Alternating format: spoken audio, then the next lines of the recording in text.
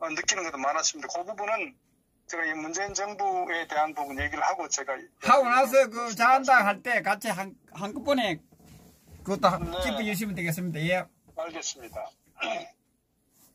사실 우리가 이제 왜 이 자유한국당의 그 당내 경선에 관심을 가질 수밖에 없고 예. 또 조금 전에 말씀드렸다시피 5.18 관련해서도 또 관련되고 이 총체적으로 대한민국 사회가 굉장히 지금 그 혼란스러운 것 같아요. 이념과 정체성도 완전히 무너져 버리고 저는 뭐 그렇기 때문에 다시 한 번 더 이 문재인 좌파 정권의 어떤 그 시체 또 어떤 그 시작부터 앞으로 어떻게 전개될 것인지에 대해서 우리가 한번 그 살펴볼 필요가 있다. 그래서 우리가 이런 그 상황을 어떻게 극복할 거냐 하는 관점에서 또 제가 2부에 네. 또 연결해서 말씀을 드리겠습니다. 뭐 우리 많은 애국 태국 국민들께서는 뭐 아시는 분들이 이미 다 워낙 뭐 많은 얘기들이 그 되풀이됐기 때문에 뭐 정확히 아실 텐데 그래도 또 이 허준 TV가 이렇게 그 많이 널리 또 알려지면서 이 실체에 대해서 모르시는 분들 또는 그 관심을 가지시는 분들에게 아마 도움이 좀 될까 싶어서 좀 정리를 다시 한번 해드릴게요. 예. 우리 시계를 거꾸로 돌려서 2016년도 어쨌거나 이제 그 10월 최순실 소위 국정농단 사태 왜곡 언론에 대해서 시작이 됐는데요. 지금 우리가 알다시피 이미 이 사건 자체가 김경수의 어떤 구속으로 인해서 또 이 1심 재판부에서 판결을 내렸지 않습니까? 예. 그래서 우리가 지금 지속적으로 요구하는 게 소위 이 특검을 줄기차 요구하고 있고 반드시 특검은 실현돼야 된다. 저는 그렇게 일단 말씀드리고 예. 그렇기 때문에 사실 탄핵 그 과정 자체가 잘못됐다 하는 부분은 우리는 이미 알고 있었고 또 이로 인해서 사실 이제 그 정통성의 어떤 결여라는 부분은 우리가 알다시피 그 외국에서 문재인이 이제 5구 당선된 후에 이제 특사를 해외에 보냈을 때 외국 사람들의 어떤 그 수반들이 특사를 대하는 그 태도가 아마 지울 수가 없을 거예요. 예. 미국의 트럼프도 그렇고 심지어 아베 같은 경우도 일본에 그 당시에 그 문희상 씨가 갔는지 간 같은데요, 기억에. 그때 그 소파 의자도 아마 단을 달리해가지고 일본이 사실 대한민국의 특사를 그렇게 대하는 경우는 없었거든요. 예. 더더구나 뭐 특히 그 시진핑 같은 경우도 이해찬이가 그 북경 방문했을 때 그 완전 그 홍콩의 어떤 그런 뭐 한 성주 정도 될 정도로 그렇게 아주 그 하대하듯이 시진핑이 이해찬 그렇게 했고 이해찬은 90도로 시진핑에게 인사를 했죠. 예. 뭐 그런 부분 기억할 겁니다. 그리고 또 러시아 푸틴한테 그때 제가 기억이 안 나는 한 사람이 또 갔는데 마찬가지로 결국 그것은 뭐냐? 사실 그 전에 박근혜 대통령께서 외교는 굉장히 아주 잘했습니다. 예. 많은 맞습니다. 정말 G20 어떤 해외 이 정상회담에 있어서도 굉장히 그 어떤 소평가를 받고 외국 정상들로부터 정말 깍듯이 정말 대접을 받았거든요. 그게 바로 대한민국의 위상이었다고요. 그만큼 외교를 잘했습니다. 그런 그 박 대통령과의 외교 관계에 있어서 많은 그 외국의 정치 수반들이 그 상황을 한국을 이 사태를 대해서 모르겠습니까? 예. 그렇기 때문에 이제 결국은 외국의 정상들도 이 문재인 정권을 정상적 정통성을 인정하지 않았던 거거든요. 바로 그 특사를 대하는 상황을 지켜보면은. 예. 그러나 어쨌거나 뭐 형식적으로는 투표를 통해서 대통령이 당선됐다고 하니 그걸 또 뭐 전혀 무시할 수는 없으니까 최소한의 그런 마지못한 그런 소위 특사를 저는 맞았다 이렇게 보고요. 그런데 이제는 그 김정수가 어쩌나 댓글 조작, 소위 그 대선에 대한 댓글 조작 사건으로 이제 그 사법부의 어떤 그 판결을 받았기 때문에 이제는 우리가 특검을 추진해서 최종적으로 문재인을 끌어내리는 그러니까 어떤 그 대선 무효를 어떤 선언하도록끔 우리가 결국은 굉장히 강력한 투쟁을 해야 된다. 전 그래서 어쨌거나 현재 이 문재인 좌파 정권은 기본적으로 정통성이 결여됐다. 이런 저는 뭐 확실한 판단을 하고 어쨌거나 이제 우리가 앞으로 좀 더 강력한 투쟁을 해서 대선 무효를 결국은 그 사법부로부터 받아내는 저는 그런 이제 그 과정이 남았고요. 두 번째로는 그 정체성 문제 같은 경우도 결국은 이게 그 어떤 정부든 간에 뭐 정권 교체를 이뤄줄 수가 있죠. 극단적으로 이 문재인 좌파 정권의 정상적인 어떤 이 과정을 통해서 어떤 정권을 획득했다고 하더라도 사실은 기본적으로 이 대한민국 그 자유 대한민국의 가치와 정체성을 기반으로 한 그 헌법의 어떤 그 테두리 하에서 대한민국의 발전과 어떤 국민들의 안위 또 어떤 그 대한민국 미래를 위해서 네. 사실은 모든 또 전문적인 어떤 전문가를 통해서 이 국정이 이루어져야 되는데 굉장히 친북적 진짜 오로지 그 김정은만 바라보는 그런 그 정치 행태를 보여왔지 않습니까? 그래서 예. 우리가 주장하는 게 소위 그 청와대는 주사파로 장악이 되어 있고 그 다음에 어떤 정책은 친북적 행태를 지금 정책을 보이고 있고 그래서 사실은 이제 이 문재인 좌파 정권이 지난 2년간 특히 2017년, 18년 동안 해온 거라고는 미국에다가 결국은 이제 어떡하나 이 김정은을 미화시키는 때로는 속이기도 하고 그런 어떤 그 외교 정책을 펴왔고 특히 또 이 아셈이나 이 외국 G20 같은 그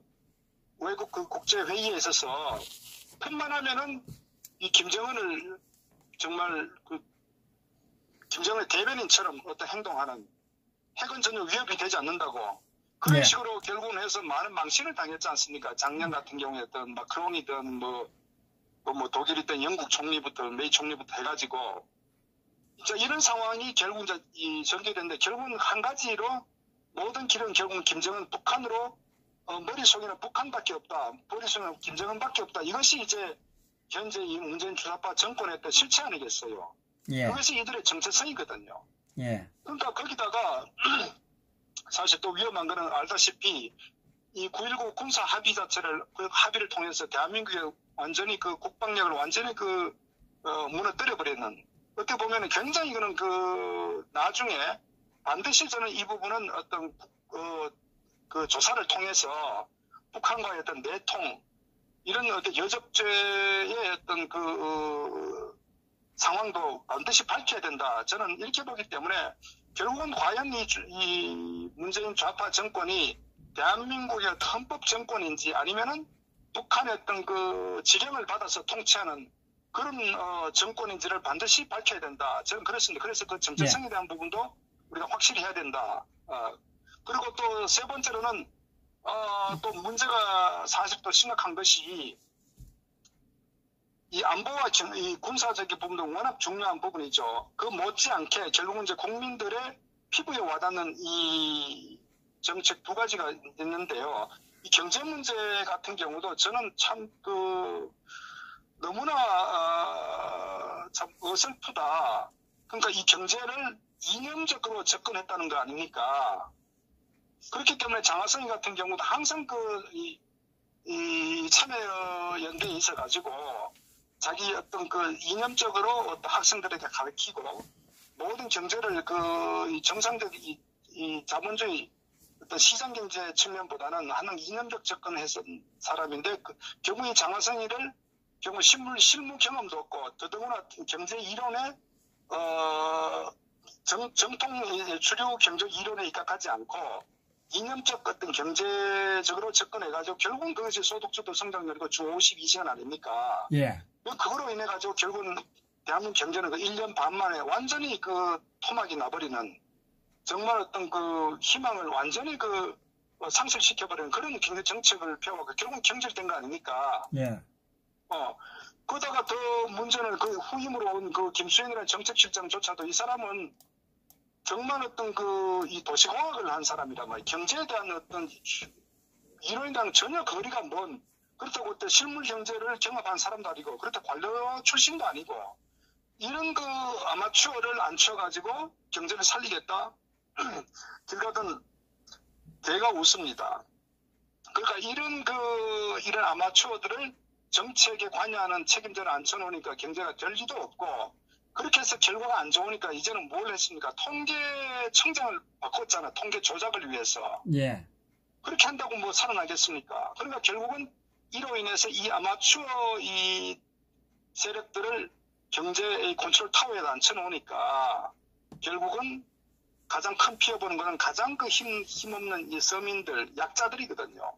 이게 아이러니하죠. 그들이 결국 문재인을 촛불로 지지했는데 가장 큰 그 데미지를 입고 피해를 보는 이 계층이 또 이 소위 가장 이 서민 계층이고 가장 이 경제적으로 어려운 계층이란 말이에요. 네. 그래서 이 부분들이 이제 현실적으로 굉장히 이제 피부에 와닿는 그 상황이 지금 전개되고 있다. 그래서 현재 이 문재인 주사파 정권은 기본적으로 가장 중요한 이 정통성이 결여됐고 역사에서도 평가받을 겁니다. 그리고 이 문제는 멀지 않아 어떤 저는 비참한 최후를 맞이할 것이다. 이렇게 보고요. 그것은 결국 특검을 통해서 이 김정숙과 문재인의 어떤 이런 그 몸통 여기가 아마 최종적 아마 결론이 날 것이다. 이렇게 보고 그다음 더 중요한 거는 단지 뭐 어떤 그 대선 무효가 아니라 지금까지 보인 친북적 행태, 그 김정은과의 어떤 그 여적죄, 어떤 그런 여러 가지 그 더 나아가서는 간첩 어떤 행위까지 한 세력도 드러날 수 있다. 저는 그렇게 봅니다. 그래서 이런 부분에 철저하게 저는 어떤 그 특별 검사나 다른 어떤 상위 어떤 그런 그 수사를 통해서 저는 이게 밝혀져야 된다. 저는 그것이 결국은 이 문재인 주사파 정권이 앞에 기다리고 있는 그들의 최후가 아닌가 이래 봅니다. 네. 그래서 다만 이제 이런 상황이 지금 전개되고 있는데 어쨌거나 이제 이런 그 일단 뭐 정치적 호재죠. 어떻게 보면은 우리 그 우파 국민 입장에 봤을 때는 네. 결국은 이 문제를 누가 결국 해결할 것이냐 하는 부분인데 안타깝게도 이 종북 주사파 정권보다도 더 한심한 정당이 자유한국당이라는 겁니다. 그게 참 통탄할 노릇인 거예요. 통탄할 노릇이라고요. 사실은 이게 과거의 어떤 정상적 야당이었으면요, 저 문재인 좌파 정권은 벌써 결단났다고요.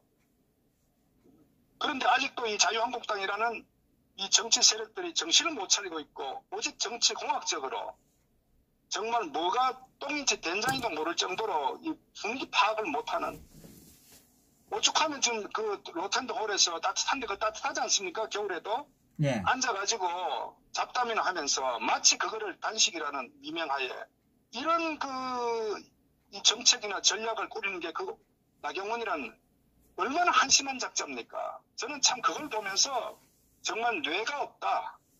저는 그렇게밖에 판단할 수가 없어요. 그것이 오늘날 자유한국당의 현 주소다. 이러니 이 문재인 좌파 정권이 너무나 무능함에도 불구하고 그 무능한 것을 제대로 정말 어떻게 이용하지도 못하는, 그러니까 밥상에 입에 떠넣어줘도 씹지를 못하는 거예요.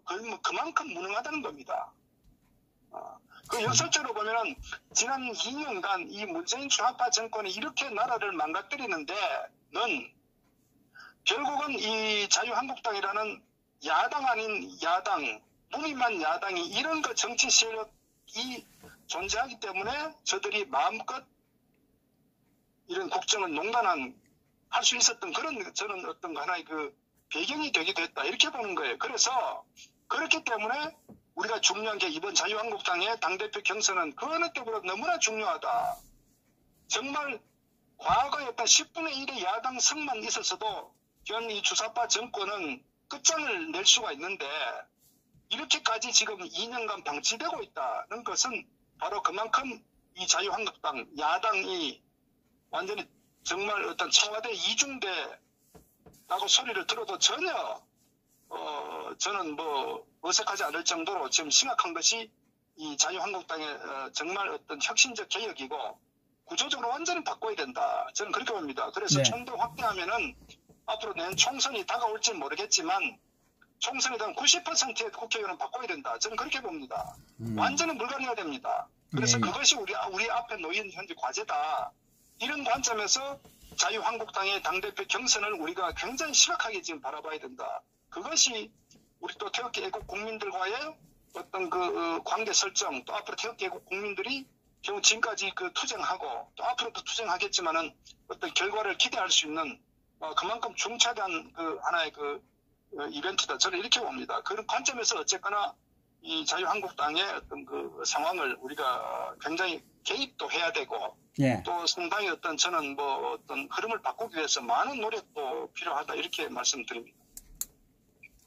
예, 수고하셨습니다. 잠깐.